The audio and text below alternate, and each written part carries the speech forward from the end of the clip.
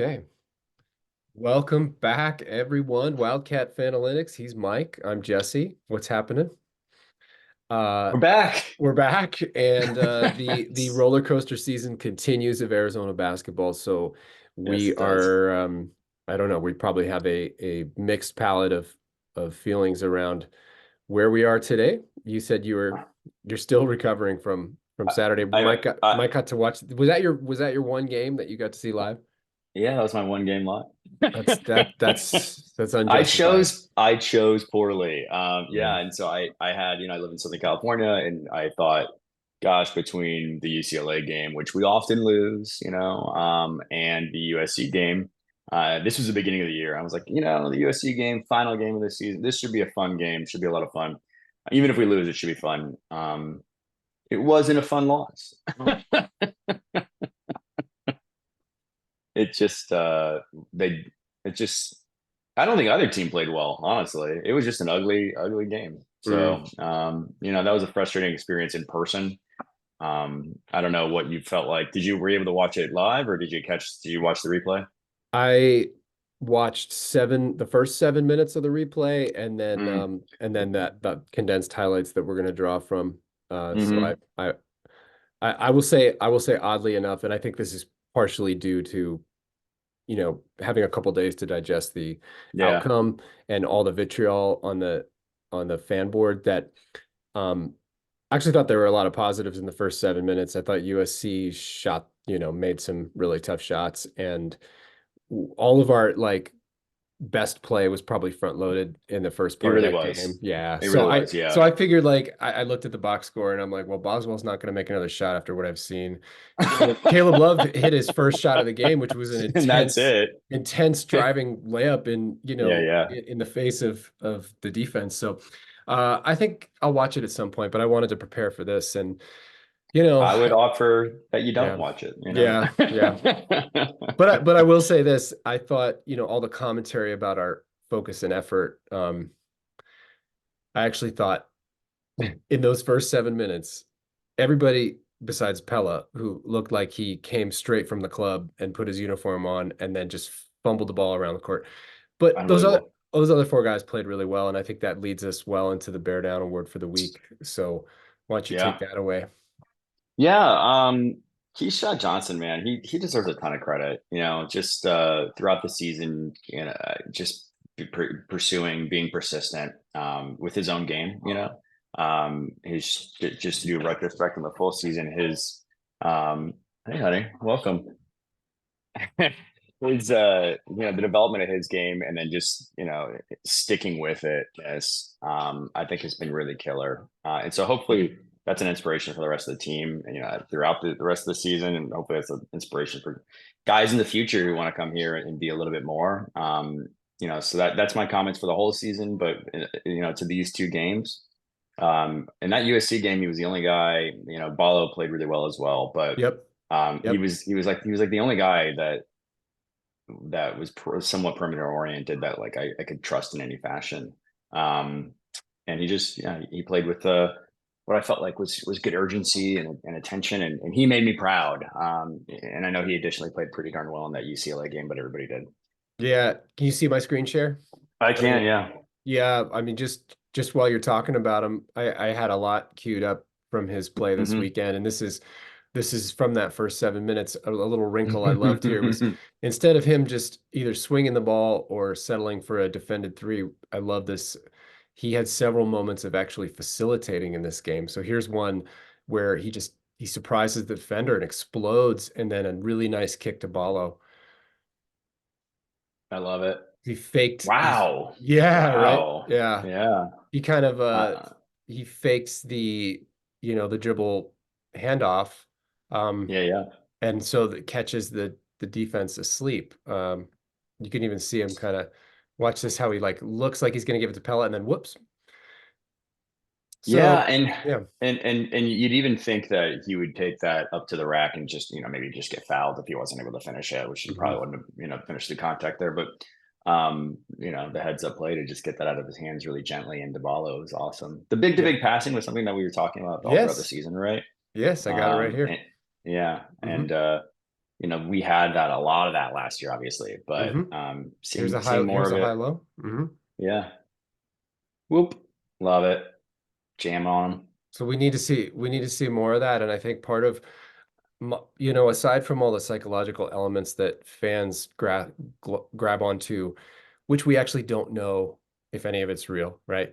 But Right, right. it's easy for us to make sense and feel good about things if we just say, well, they didn't try or they didn't show up, Yeah, yeah. which could have some element of truth. But really, when we take all that stuff away from the observable part of the game, I think one of the challenges of having a guard-oriented offense is you're vulnerable to more variability. And so Sure. it's exciting to see some of these things.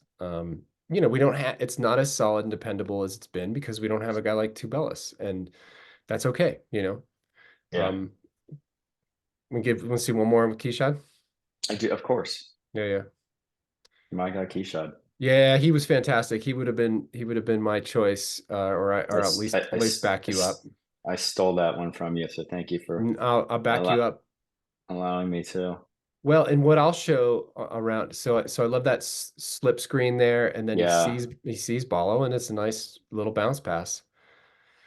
Yeah, he just looked really comfortable all game. And yeah, like I Hmm. said, he was the one guy who I was just like, and Balo as well. But Balo Hmm. has been that guy like kind of consistently over the last however many games, 10 games it feels Hmm. like. But Johnson gave me just a lot of confidence. Like, and all of those were more perimeter oriented plays from him, which Hmm. was pretty cool to see. Totally. And in the UCLA game, what I was excited about most this weekend was the UCLA game and the defense. It was one of the only games I've seen this year where I felt like we could have won with our defense, Mm, though we didn't need to. yeah, And I'm yeah. going to show several examples of that. So this just dovetailing off what you're saying, Hmm. with Johnson, this is a set where he just gives, and again, none of this is like, you know, going to end up on all-time highlight clips, but it's really small Right. stuff that gives us a sense of this team's potential. So here's Keyshawn in the low Yeah. block. He's got Bona coming downhill at him. He's got Bona here. I think he's checking, He is. Yeah. I don't know if is that McClendon. And so watch, he kind of gives help to stop two drives, and then he's going to recover and get the rebound. And I thought his defensive rebounding was maybe the most exciting thing about the weekend, because he got some real man-sized rebounds in traffic.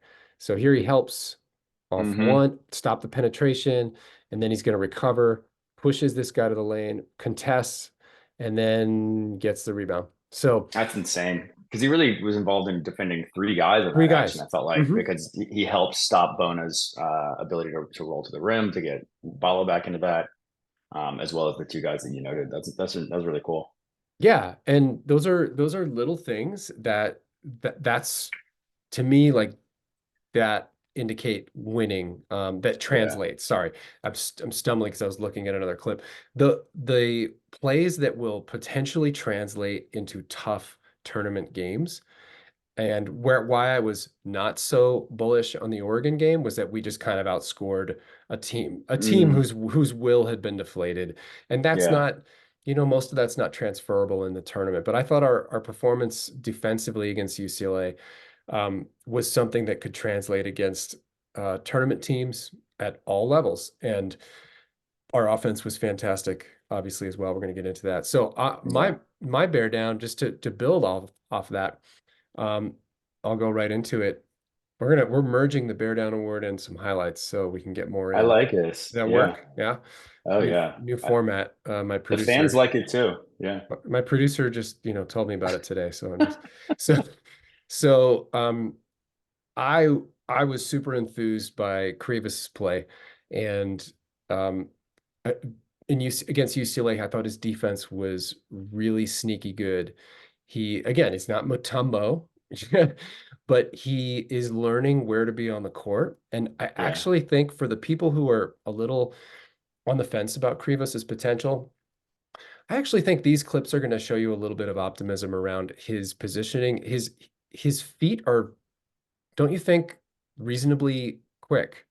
Oh, I think so. Yeah, I think defensive positioning was one of those things that early on I was pretty excited about for him. Totally. A lot of it for me was was sort of toughness, like which is kind of a catch-all term, but can you absorb contact? Can you stay in a play after it? Are you going to continue to pursue? And I thought this was the game where he really showed like high level toughness. Yeah, and he's not, and he may never be a guy that, you know, is one of these, he's not going to be Giannis.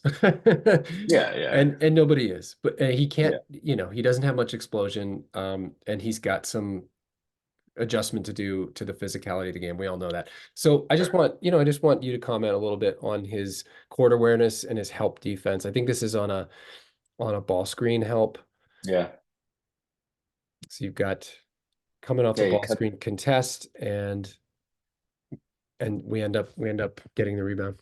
Go say that. Yeah, and hands high prior to that, Mm-hmm. in order to try to cut off any pass across the court, which is smart, and then gets down low in order to Right hands here, he's got high. his active hand. Sometimes Ballo sits there with his hands at his side, which I don't like one for of one of our several most fouls. frustrating things, Mm-hmm. right? When earlier in the season, and then he gets super low, He's comes above up, which I he's above the free throw line. yeah, comes up more to the touch, and then is able to recover back, backpedal back and stay high, stay vertical rather. So I'm gonna show Um, you. Yeah, keep talking. I'm gonna show you a couple of Smart, those. Mm-hmm. yeah, just smart, fluid. Like we're so when we're talking about expectations for him, there have been some high projections for him for next season, right? I've seen some mock drafts from people, reputable sources that are like, hey, he's a first round pick next year. That seems like a massive growth for him. But when you think about the size of this guy at 7'2", and then you look at that level of defensive awareness and fluidity, of the hips, that speaks well to him. Well, and there's different reasons why players wait to enter the draft, right? Hmm. There's guys like KJ Lewis who have the physical tools but need to develop a couple critical skills to increase their value. Hmm. Krivas is kind of the opposite. Like he Yeah, has all the ball skills to be in the NBA. He needs to learn how to play the American game and probably get some physicality, right? yeah, totally. So here he is, one-on-one in the post with Bona. So take us through Yeah, this one. God, I thought he bullied Bona. I thought he Hmm. did such a great job. He's holding his own on the block here. Just really, And yeah. So, and it's a small thing, but he turns around, he gets the rebound. He doesn't fumble it. and I guess that's part of what I was thinking about when I think about his toughness. It's a mental toughness as well. Physical toughness here to stand up to Bona, who's obviously an incredible athlete, elite. But Elite. then the mental toughness to take the contact, stay in this is still my play, And I think earlier in the season he'd get bumped a little bit and then sort of be underneath the basket and forget that, hey, look, man, like you're still here to make an impact. 100%. And again, it's Yeah, a small thing, but if you get good at this type of thing, it pushes that consistent floor up for the team. So here he is in yeah. space on a ball screen. So this is pretty important because people are going to attack Arizona and have attacked Arizona all year like this. Look where he is up there. Hmm. Hmm. Look at you. Yeah, he's out on an island essentially, and He's in an island. Watch his feet. yeah, gosh, it's great. And he gets the board. So I like that one too, again, because he sticks with the play enough to get the rebound. So again, starting at the 3-point line and It's just, crazy. if you're viewing this, just watch his feet and then watch his Yeah, wherewithal to turn and get the rebound. yeah, and great timing to know when to pop up and then spin around to grab that rebound. 100%. Yeah, yeah. Yeah, So yeah. Shout out to Krivas. yeah. Can I do one more? Yeah, please. Actually, let me see, where is it? Yes. So, talking about the 138 and then 7. Okay. Talking about the offense, it's been frustrating watching him bring the ball down. People just basically take it from him when he brings the Hmm. ball down. Yeah, yeah. Um, but I think he's starting to get it. So here was an early play in this game where on one of Pella's few nice plays where he's got the lob entry and then goes into the contact and finishes Hmm. and gets the That's foul. great. So, Yeah, again, he's the biggest guy out there. It should happen, but he's getting, instead of getting knocked off his feet or stripped, he's going right up, which I like. Yeah, and was that who was that was defending him down there? Let me see. Let me see.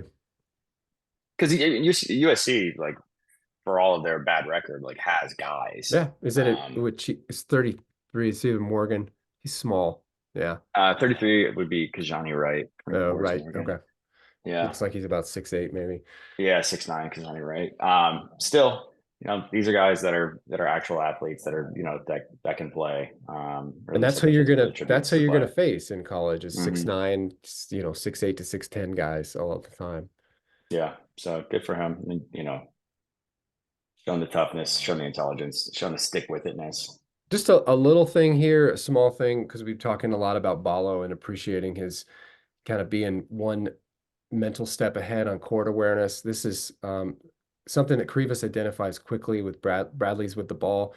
This play also sort of is emblematic of the outcome here as we blow two bunnies. But what I like here is Krivas recognizes the opportunity for Bradley and he immediately pivots to a seal, allowing Mm, what should have been an easy layup. and So easy. he's Oh, I love it. yeah, yeah. Then he missed the tip, Yeah. and it goes out of bounds. It's brutal, but Yeah, there's two different ways that we could have scored on that one, and Krivas was involved in both of them, and yes, I perfectly played his position on both of those. JB maybe just a little sped up or anxious, and that you see the score at that point, and you see the time on the clock or on the time left in the game. Just to go back to my venting session, my therapy session here on how painful that game was. That it was it was a pretty heavily Arizona crowd, and we were I think we're only 5 points back at that point, something like that, and mm, still a ton of time left, and we just kept looking around, going like we're gonna get this thing down to like 2 points, right? Like we're within 5 minutes left. We're still like we're gonna get there, right? And I legitimately it was until like 2 minutes left in the game we see Conrad take his warm-ups off. They were like, oh, okay, like this isn't happening. It was an absolute shocker. And it plays like that. Just you're like, oh yeah, that's an excellent play. We got the butt. Oh no, we didn't get a bucket at all. We just kind of fumbled it away. yeah. And so when I dissected some of the box score, just the basic stats, I'm so curious your impression here because this game did not transpire in the usual suspect sort of way. And when people look at, possibly playing them again in 2 days in the tournament, Mm-hmm. um, Rodman, Johnson, and Morgan, the guys that are more supporting cast, 16 for 22, 3 turnovers, 9 for 11 free throws. Mm. Collier and Ellis, 6 for 21, 5 turnovers, 7 for 7 free throws. And then when you look at our guys, Balo, Johnson, and Krivas, 15 for 22, 1 turnover, 9 for 11. Shout out Umar. I think he was 5 of 8. Yeah, And he made yeah. both on a 1-and-1 in the first half. Um, Boswell, Larson, and Love. You ready for this? I don't know that I am. Do you have a vomit bucket nearby? Yeah. 5 for 25, 13 turnovers, 0 for 1 free throw. So those Oh three my guys, gosh.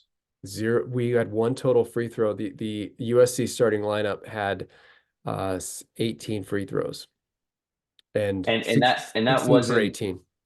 and that wasn't like home cooking, that was legitimately seeing these guys go like they just don't look like they have it in them to drive tonight. Now, some of it was that funky zone defense that USC was playing, but we're going to get into this tournament and we're going to play some teams with some athletic dudes who, maybe we're a better skilled team, maybe we're the better team, but if they throw out a funky defense on us and mix us up, um, we've got to be able to get downhill some way and put rim pressure on, because if we're not, then that is who we are as a team.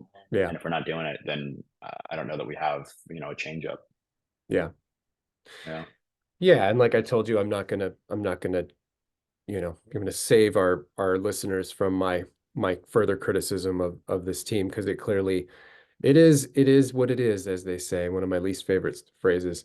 Um, and so, what I've been looking at is just saying, all right, so the thing that I'll say that gives me a little reprieve is that Hmm. all year, starting in October, when Tommy talked about Princeton being the best gift he's ever received, as a coach and a learning opportunity, which is fantastic. It's the way you have to look at it. Yeah. Um, And then everyone, including the players all year, say we're playing for March, we're playing for Yep. March, we're trying to get better. Bigger goals. We learned Yeah. from this loss. Okay, we win. We learn from this loss. We went, okay, okay, all right. Um, Now's your chance. Now is your chance to prove the non-believers wrong. Now is your chance to go make the run and say, see, we were just kind of biding our time, and now we were going to go, really focus and lock in.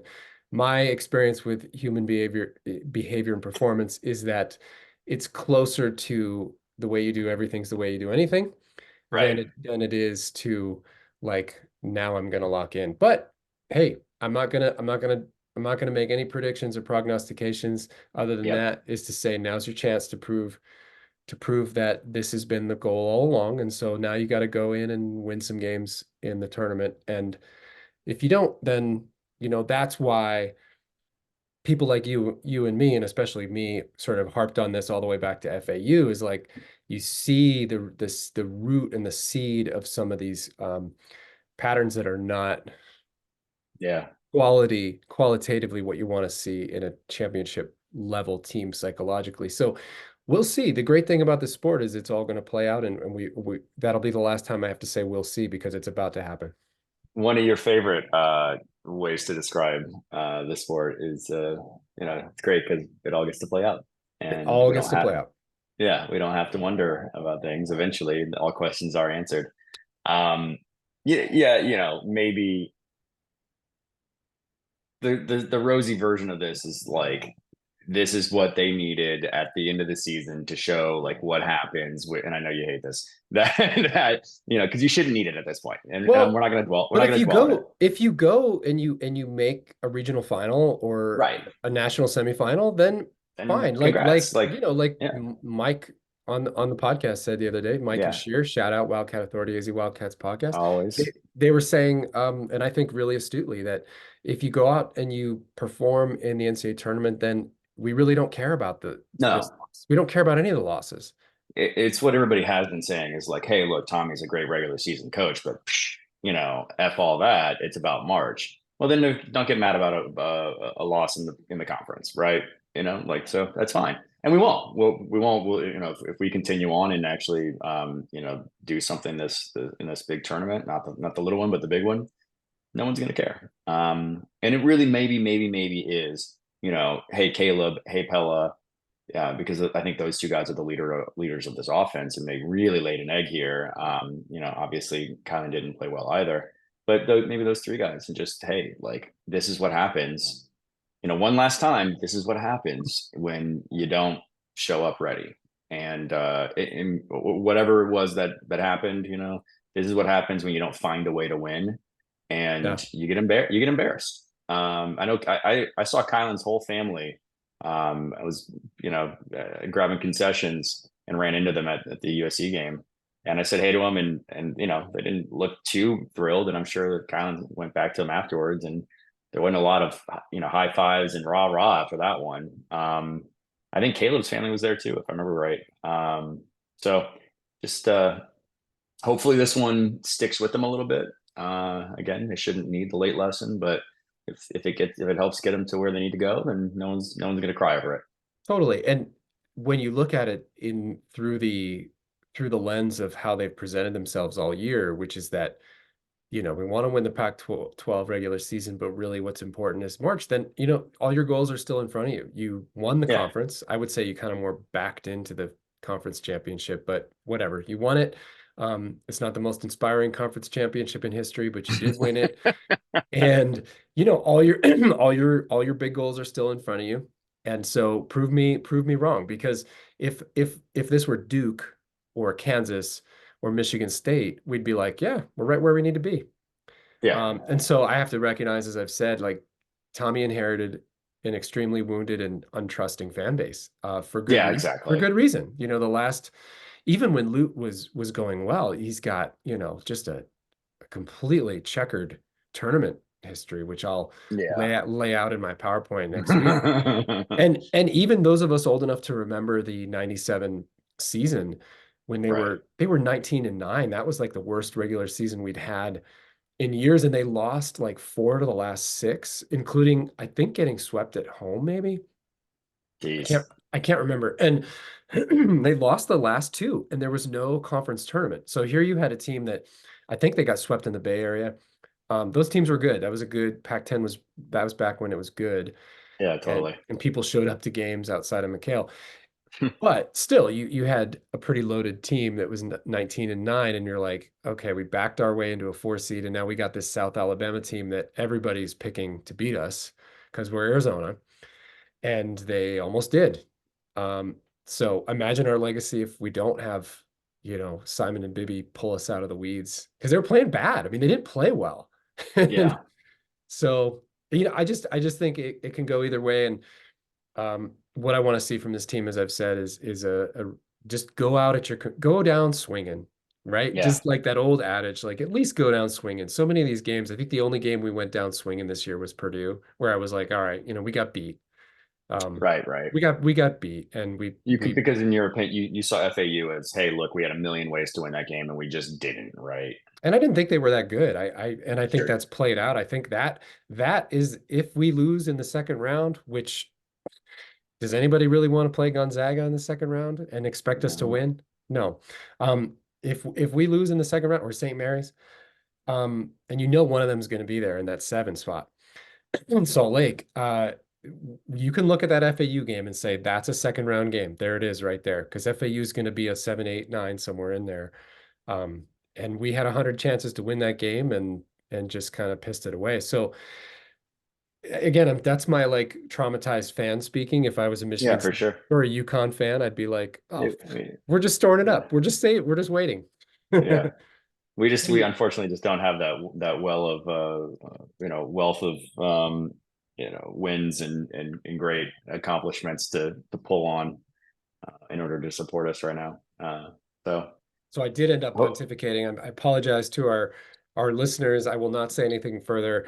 And it's brought up the interesting curiosity for me about the difference between faith and, like, I have faith in the program, but not mm, necessarily in the moment until I need to see the evidence. So those of you with faith, keep telling me why I should have faith, because I get excited on the Wildcat Authority board when somebody's like, have faith, man. This is how it's going to play out. I'm like, all you're like, right, oh my good. gosh, really? Let's do Wow, you it. have faith.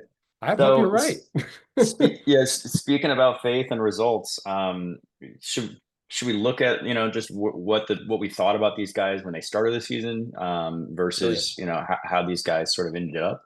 Thanks for pulling me out of my tirade. Yes.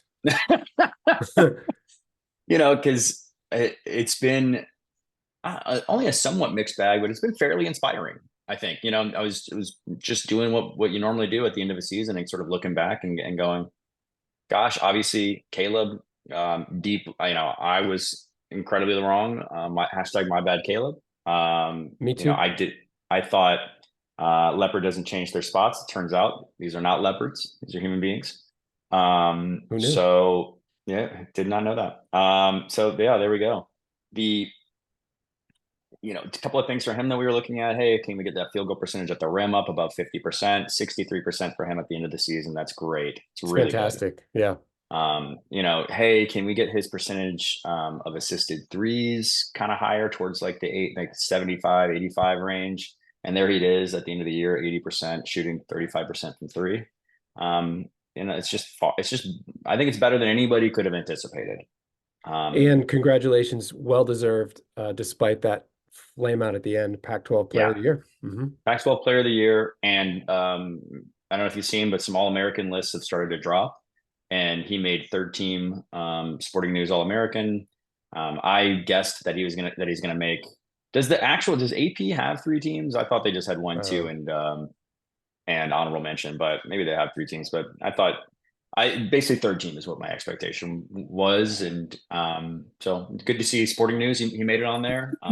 he deserves to I be don't. on there. Yeah. Yeah, and probably not that second team. It's just, and maybe some fans will hate that, but it's it's tough to be one of the 10 There's a best lot players of in the good country. guys. Yeah. There's a lot of good guys. If you look at the There's a list, lot you're of good like, guys.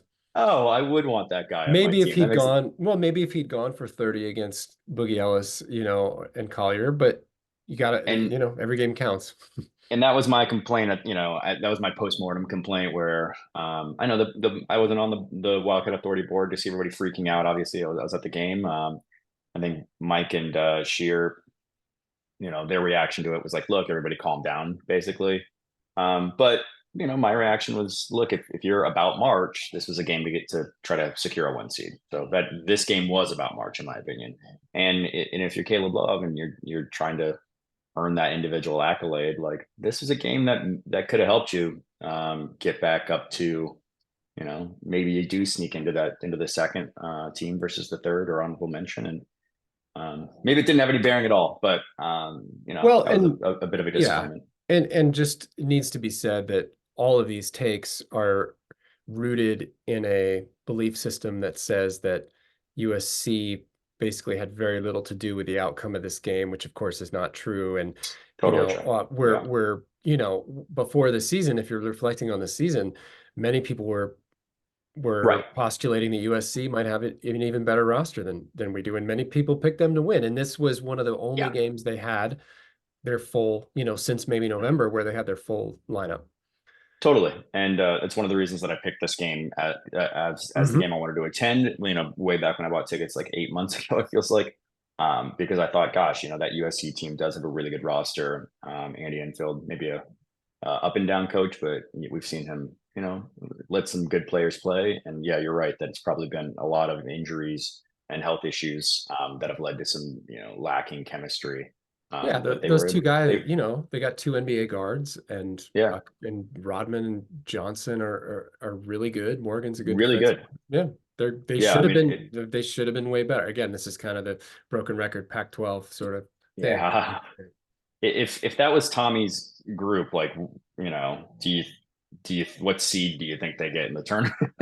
I mean, how could that team with Tommy not win 25 games, And Yeah, I mean, 100% right. if you look at how disjointed and bizarre a world the Pac-12 is, you show me another power conference with a 10 seed with the roster that Stanford has being under 500, and then a 9 seed. I guess USC's a 9 or an 8, whatever. They're probably Yeah, tied nine, anyway. I think. Yeah. Like, you show me a 9 seed with a roster like USC, it's just like it's so frustrating. But I Yeah. can't wait to Even lose to Washington. like I can't wait. Yeah, Washington too. I can't wait to Yeah. lose to like good teams in the Big 12 and feel like we actually were in a legitimate game, rather than just like, God, we just are so bored with this league that we don't show up, and now we have all these bad habits. 100%. Um, I love it, man. I love where you're going. What's your regular season grade? Do we do grades on the show? Yeah, we've always had. Oh, all right. We'll start kick us off. What's your Caleb? You can do a letter grade, you can do alphanumeric, whatever you Okay, p-value. just for Caleb. Just for Caleb, what's your season in review? I mean, it's got to be an A plus. It's just I'm so impressed with the defense that he's offered, and obviously, none of these guys are perfect, but the defense he's offered, the way he's bought into the system, we really haven't. Even this past game, it wasn't like he went like 1 for 16 or something. It's not like he shot us out of the game. He just wasn't on. So it's not like we got like the kind of bad Caleb stuff. Pac-12 Player of the Year. He's an All American. We win the conference title, and a lot of his sort of demons about his style of play, not finishing at the rim, dribbling into a bunch of inefficient threes. Those things largely didn't exist, and his passing was better, and his defense was better. He's been a great player for us, and I really hope that we get, obviously for my own sake and for the fan base, but even for his sake, I hope that we do make a nice run so that he gets sort of the historical credit that he would deserve. Beautifully said. And I concur. I'm a tough grader, but I'll go with an A on Caleb. Boswell's been the oft maligned player of the whole season. Yeah, I'll just highlight that through all what felt like a bottomless pit of performance mm, in the middle of the year, he ends up right around 40% from three. yeah, His free throw rate climbed almost to 13%. In November, it was around 8. yeah. Um, Actually, let's do that well, I got a clip to that effect that I want to show on Kylan, just to show that he is Where is this one? Yeah, here we go. Like there has been progress, even though there has been a lot of frustration. Growth is Yeah. unfortunately rarely linear, and it's really hard as a fan to accept that. But this kid has grown this year, and is he, is he the lottery pick that some people thought he was? Probably not. Probably never was. But here he takes the ball hard to the rim and he draws contact Mm, and he gets to the line. So love it. I didn't see that from him all year. And I'm yeah, I'm excited for this kid, whether he comes back or not. I still think he's probably gone, but that's a question for another day. Yeah. Hold on, let me get this on. Okay, we're back on this guy here. Don't need Yeah. that. Yeah, so I'm gonna give Boswell a B. Feels generous, but it's given what you just described, sort of the, if you look at the full stats for the full season, you're like, that's He's still pretty he's darn base good. he's basically a freshman developmentally, so there's a little bit of a curve. If he were a junior, I'd give him a C minus. Yeah. Yeah, yeah. I'm going, maybe I'll go C plus, but Okay. it's okay. B minus. Let's just B I mean, minus. go ahead. Who else do you want to review? Pe- yeah, I mean, Pella, I think we probably knew what we were going to get with him, but it was really nice to see the increased amount of aggression out of him and the increased Mm. usage was good. It's not like he really probably didn't get to where I was hoping that he would get on usage. But um, I think I wanted him to take 11 shots a game, and I think he only took 9. But Mm. 13 points, 4 rebounds, 4 assists, played really good defense, made second team all conference. This is good stuff. Like that's he's a high quality player for the season, B Saturday plus aside, probably. yeah, Yeah, he had no, remember each of the first two seasons, he had a really difficult stretches of offensive confidence. And this year, yeah, what I appreciated about him is he was so solidly mature and consistent the whole year. And I think we mentioned this early in the year. Sometimes the guys who are willing to do anything and everything field part of the blame that's maybe a little bit unfair because they yeah, are doing so much.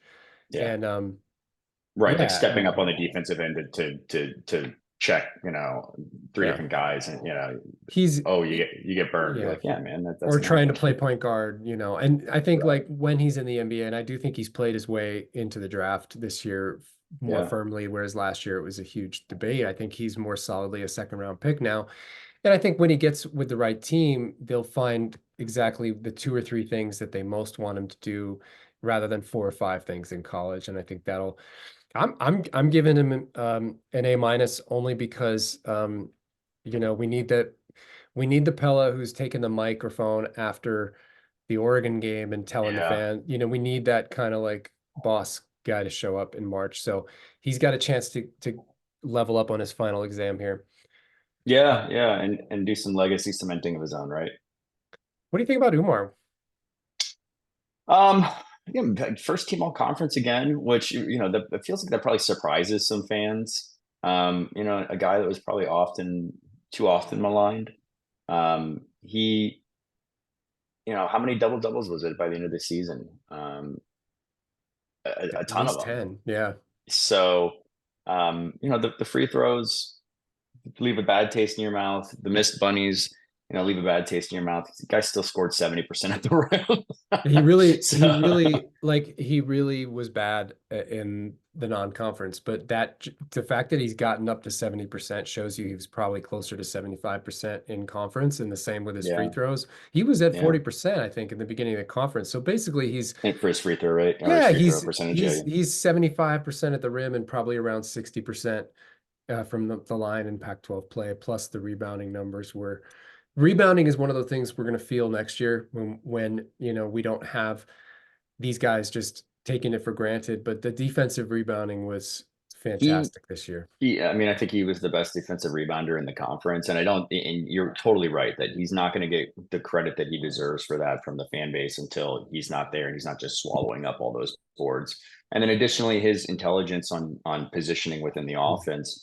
probably also going to, and thank goodness we're seeing little glimpses of that, like you showed out of Krivas, who will be here next year. But Paulo's ability to seal and really be a super intelligent part of what Tommy likes to do, and allow our guards and wings to look great like they do.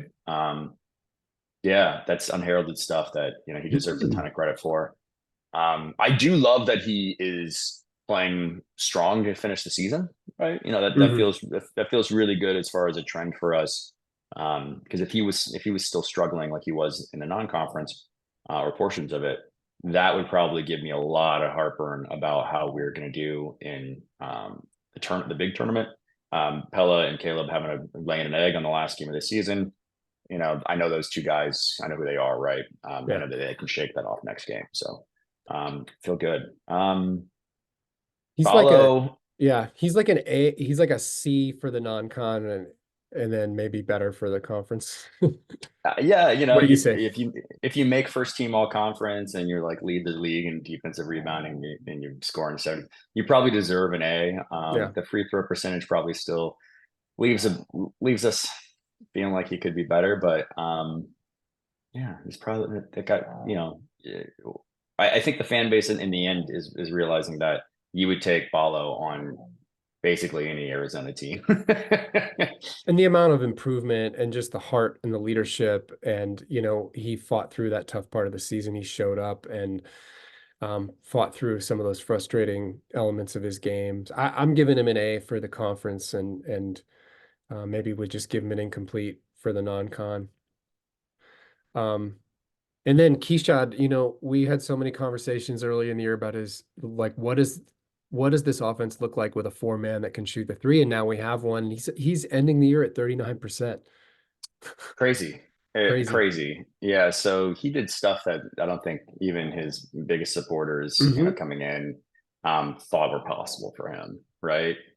And you look at the clips that you showed. Uh, I don't think anybody would have been like, yeah, man, he's gonna be driving from the perimeter and dishing, at full speed, and it's just and then shooting, 39% or 38%. It's just really cool stuff. When you look at 68% at the rim, It's great. It's insane. 42% on two-pointers, Yeah. 39% on threes, and 41% foul rate. That's a pretty efficient guy. And he's probably not he doesn't have the bag that Tubelis had. But Right. overall, with the bag you get with him this is listed by field goal attempts. So he's fifth in the starting five in terms of field goal attempts, which is probably about right. Mm-hmm. Whereas Tubelis was um, Right. up here last year and second with Matherin. Um, but for 248 attempts to have that level of efficiency with his defensive abilities and leadership, I think that's more than anybody could have hoped for. I think for me at least, I give him an A for sure. Yeah, totally. You want Um, you want to do the bench real quick? We got to highlight some of these numbers are pretty impressive, or at least inspiring for next year. yeah. Jaden Bradley shooting 45% from three is awesome. Obviously it's a um, super Sample. low sample size, right? Like he's not like in a ton of them. Field goal percentage at the rim, I obviously wish that was a little bit higher for him, but his 2 point jumper field goal percentage of 40%. He takes a lot of them. That's really what I expected to see out of him this year, was a guy who could get to his spot in the mid range, as well as being a facilitator and an elite defender, but a guy who could punish teams by getting to his spot and shoot, elevating off 2 feet and really getting. Uh, he's maybe a little too crafty as a scorer sometimes. He might just make it hard on himself just for the style points. But I'm a huge Jaden Bradley fan. I was when we said yes to him, bringing him on board when he said yes to us, and so I expect to see him next year. I hope to see him with an even bigger role next year. I think it speaks, to some really nice things that can happen for us next season. Totally. And similar to the trends that everybody in this is trending up in certain ways. We talked about Love's 3-point percentage, Boswell, and key shots, 3-point percentage, all better since the beginning of conference play. And Bradley's 2-point field goals. I mean, you don't even have to look at hoop math to just watch some of the games in the last month and see that he's taking and making more of those. So he just looks more comfortable. Hmm. But then also, still getting fouled at a reasonable 34% rate. Everybody here has a good foul rate except for Boswell. Um, and Boswell's, Yeah. as I showed, is it's coming along. So Yeah. I like that we can get to the line and everybody shoots really well outside of Umar, but Umar takes those big guy fouls and those are worth something too. Yeah. They're worth a lot. I'm giving Bradley an A minus only because we could have used a little of it a little earlier, but I think he's been an A plus over the last half of the Pac-12 season, and I'm super excited for him next year and in the tournaments here. Let me not skip Yeah. ahead. Yeah. I was looking at, I thought maybe Jaden Bradley would win six man of the year for the conference. He Yeah, didn't win it. And why didn't he win it? The points. the Yeah. scoring just wasn't there, right? Maybe unfair given that he's such an impactful defender. And you can see it in the advanced metrics, which, Arizona basketball Twitter has started to pump up that, Evan Maya has him Mhm, as like mhm. one of the most impactful players in the nation, certainly the most impactful six man in the nation. But so did I expect him to score some more points this season? Yeah, I did. So he's got a B from me, and he's on his way up. Probably an A in his role, but probably a B from me as far as like, hey, I think he's got more that he can do, and he can grow his way into that A spot next season. Well, and got to give him. I think part of the reason I have him as an A is because in 2023, how many five-star guards that Mm, transfer from starting on the number one team in the nation yeah, and then transfer to come off the bench to an 18-year-old peer and seemingly handle it with a ton of selflessness and grace. So love this certainly, yeah, kid. Loved when we signed him in the spring last summer. I was super excited, and yeah, he had a tough start in the first month, but you and I had faith. That's a person I haven't lost faith in. Same as no, KJ. I think KJ yeah, has one of the best competitive mindsets in the nation. Frankly, I think he's an unbelievable competitor and a kid that normally plays for Houston and yeah, totally. UConn. That that we're He just look, like dying to. We're just like, oh my gosh, why not us? yeah, this kid is unbelievably valuable, and I'm I'm super excited for his potential in this tournament because I think when you start to get more desperate, then players like this really start to make a difference even more, as we've seen in certain moments. I thought his 18 points, 5 boards, 4 assists against UCLA. He looked really comfortable. The 3-point Yeah. shot is up to a point per possession now. Mhm. Um, he's dangerously flirting with, if he gets like a little bit of bad advice about the draft, I could see this kid jumping because people are going to love his competitive nature and his nose for the ball and his versatility and his defensive. He's just one of those players that you don't care what position you call him, you just No, you need just say you need him on the yes. floor. Just get on Yeah, the you're like, court. yes, put him in there. Get in there. Yeah, Yeah, 45% foul rate. How about that? Imagine him yeah, when if he can come back and get 26 minutes a game next year. This kid's yeah, gonna be exactly. a And beast. I think the experience is exactly what he needs in order Yeah. to just take that next step in his game. And so the more he's playing to finish out this season, the better we are for it next season. Yeah, KJ's been he's been better than advertised. And I'm just really thankful that he's our guy. Totally. And I Yeah. really hope that whatever Tommy does this week and next, that he gets a chance to make an impact on Hmm. on the games. Yeah, I'm giving him an A. I think, but you also look at, I think one of the reasons why he did so well is because on this team he could hide his glaring um Sure. emerging skills. So 6% of his shots were 2-point jumpers, and he made two out of Hmm. nine of those. So, he's not doing anything outside of the rim. This 3-point percentage is still like if he's your starting two instead of Caleb, then he's got a lot more We're pressure on himself, and yeah. he's probably being defended differently, and he's looked at these are a little more exposed. So I think we also have to understand that context. Yeah, I think that's a really good point. And when we talk about him going to be this insane player next year, maybe that you go, gosh, that it's going to require a meaningful step up. Hmm. Now, you and I believe in that based upon his physical qualities and his mental makeup, but and the growth that we've already seen. But definitely worth pointing out that you know he he he was able to surprise people, within the offense this year. And so next year, it won't be a surprise. It won't just be within the offense. He's going to have to generate his own stuff. So TBD on how And that looks, but rooting for him. totally. But the great sign is that 18 months ago, people were writing him off as an Yeah, offensive prospect. He can't shoot. He can't. 100%. And he Can't came to pass. Arizona. No, and Yeah, they look said he at can't pass. Yeah, really. Wow. yeah, yeah.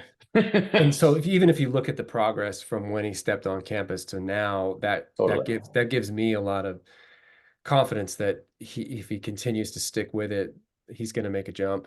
And then Krivas, again, I think Krivas has a lot of hidden upside that hasn't had the Hmm. chance to flourish. I think we both wanted a little more out of this field goal percentage at the rim. It's hovering just below 60. He gets, Yeah. I think his base, similar to Grant Jarrett when he was here, was Hmm. like people stronger, more experienced players were able to knock them off their feet a little bit. Um, Yeah. but all the skills are there. He's just got to get into his body and learn how to put himself physically in the right place at the right time and then finish. But if you look at the foreshadowing next year, if we're talking about this guy being an all-conference player next year at this time, I mean, the signs are there. He's 52% of the time he's fouled. He's already a good free throw shooter. His rim percentage is only going to go up. He is 7'2". That shouldn't change. You know, 45% on 2-point jumpers. I think he's got a nice touch, as evidenced by his free throws. I think we haven't even seen his face-up game, and I think that's there. Whereas a guy like Balo, doesn't have a face-up game. Yeah. And his rebounding, I think they've got this down here. Yeah, I mean, 25% of his rim shots are putbacks, and he hasn't, his putback field goal percentage, it leaves a little bit to be desired. So, um, Yeah, yeah. I'll note I was just wondering this, like 59%, probably the worst field goal percentage at the rim of a rotation Arizona front court player in my memory. And so I'm just poking through the history of it. And it's like, um, Stone Gettings, I think, is the only guy that had lower. Shout out Stone Gettings. It's no Stone snipe at you, dude. getting. I was super excited for you to be here. So, He was more of a stretch four, wasn't he? he was, yeah, exactly. So it's a little unfair to Stone Gettings, Yeah. who was definitely had the perimeter play. I guess Caleb, man, he had a 64% year, um, but 59% kind of it leaves a lot to be desired. But we do believe in the upside growth for our guy. Let's leave it there, yeah, and come back Yeah, to the big picture stuff after the tournament. yeah, I think so. You want to end with just kind of recapping what the Pac-12 tournament means for this team and from your perspective, You know, if anything. if we hadn't lost that game, Hmm. then I would just be like, hey, look, man, win that first one, and then really, who cares? At this point, I would love to just see these guys just stay locked in and win these dang games and just never lose again. Obviously, I think that is the mindset that they probably need to hang on to. That like literally every single game from here on out is life or death. And I know it's just a Pac-12 tournament. And 2 weeks ago, you'd have heard me say, "Hey, just play the reserves." Now that said, I do really hope that we experiment a little bit and we do play some guys, off the bench and make sure that a KJ can make a big impact, a Krivas can make a big impact. I doubt we're going to see the deeper part of the bench at this point. With Philip and Paulie, but and Conrad, but yeah, we now's the time to bring the knife out and start stabbing. Whoa, that's violent. Yeah, yeah. Blood on the floor in Vegas, But huh? on the yeah, that's where I'm at. Yeah, I had such a similar reaction. I was thinking if we can get by USC, then, I need us to win the first round and then let's lose a tight one. I hate losing to Oregon, of course, but yeah, yeah, let's get rested up. But now that we lost to USC, I'm in the same boat. I'm like, no, man, you've made your bed. You better go lie in it. So, yeah. I want to see the competitive fight. I really don't want to see a ton of minutes racked up. I, No, no, you're right. I would love, I always imagine that we get to the second round and then he just goes 11 deep and nobody plays more than 20 minutes, win or lose, but that's just not probably what Tommy's going to do. So, Yeah, and plus with the USC loss, I don't think we can afford to do that really. From this I team. agree. Yeah, You know, yeah. And you've seen prior, bracket forecasts where not only we're not no longer the last number one, but like where are we among the twos, and do you stay out west and things like that. And it's just like, I think we got a foot on the throat at this point. yeah. Though I'm not assuming that just like being out west is the best thing for us. Mm, I mean, I think sometimes you get a team out of its. I think that we need to, and I'm sure Tommy's doing this, but fans are looking at what's the easiest. The team needs to be in that anywhere, anytime, any place kind of mindset. right, because they got the And knife out. ship them out east and have them, like, yeah, they got the knife out and it's like, fine, let's get away from all the distraction. I think I get that. Yeah, I don't know. It will it I will get be that. it will be what it needs to be. I really think drawing USC and Washington is really tough, and I think tough is good. We need to be embracing the challenge, and boy, I think if USC does make it, I don't think that's as easy as a repeat performance, or as easy as a I say repeat performance because we have never lost two in a row. Um, Mm, and I will say I think it could be the first time. oof. I really Wow. do. Yeah, Yeah. it's not pessimism about our team. I just think USC is much better than their record when they have all this Yeah, they personnel. are. They're Yeah. they have nothing to lose, everything to gain. And I think their guards are due to play a lot better. I think our guards Hmm. should play a little better as well. And they shouldn't be able to keep us from scoring. So that was really the most disappointing thing. But You they can know, score a lot. either of those teams is going to play a fair amount of zone against us, most Mhm. likely, and that I'm excited for because Totally. we Mhm. we need to practice it. I'm glad we have the tape on it. Hopefully, given that we do have that tape, like we can go and figure out some things about ourselves as a team to make sure that, hey, if this is what we're facing, like these are our strategies in order to make sure that we're still doing what we want to be doing, Yeah, the ways that we want to score. So it'd be a great test. It will be a great test in that first it game, that will. quarterfinal game for Mhm. us, to see have we figured those things out as a coaching staff, and then have we internalized that as players in the court. And I will say this, if we do get past that first game, and I do think it's a big if, but if we do, I love being able to play UCLA, Oregon, or Oregon State. I think Mm-hmm. any one of those teams is really valuable to play against. And then if you're going to get to the title, you may as well win it. Yep. Please, please give me Washington State, please. You want to Please. exercise some demons? I like it. Well, I mean, if you're going to improve, if you're going to make the final, you may as well win because you got to play the third game in 3 days Yeah. anyway. So Yeah. let's play the best team out there, and the team that we would be most motivated to beat would be Washington State, and they give us the most value on the resume. True. So please give me Washington State. I really wanted Stanford in that first game because I still think, I'd love to beat them by 75. I know you've Yeah. got you're worried about I the got the injury heebie-jeebies on injury. the Yeah. injury, concern there. So I'm glad we don't see them, Well, and unlikely to see them. we've had Um, three really, really unfortunate injuries in the last two tournaments. So let's hope that those are out of our system and the team makes it through however many games we play. Let's just get through. Next week, we're going to give a deep dive into my made up statistics on tournament history. We're going to mhm. have a bracket. We'll have all Yeah. sorts of, we probably what if we broke down like the four immediate teams? Because it's I going to like be it. most likely a 2, a 15, a 7, and a 10 or something like that. Yeah. And we'll have 3 games to talk about as well. So Ooh, ooh, you're confident. I'm like, maybe we'll have one. Maybe. I'm gonna run a really upsetting game. No. I think we'll either have one. I think we'll either have one or three. Okay. Well, I'm rooting for a full week of Arizona basketball No, me this too. week. Me too. Yeah. My tune has changed since we lost on Saturday. I'm like, no, we gotta Yep. go. We gotta go pedal to the metal. Guess what matters? Pac-12 tournament, baby. Just like we always said. Oh. All All right. right. Well, on that note, gosh, yeah, thanks for all the work, Mike, and people Yeah, listening.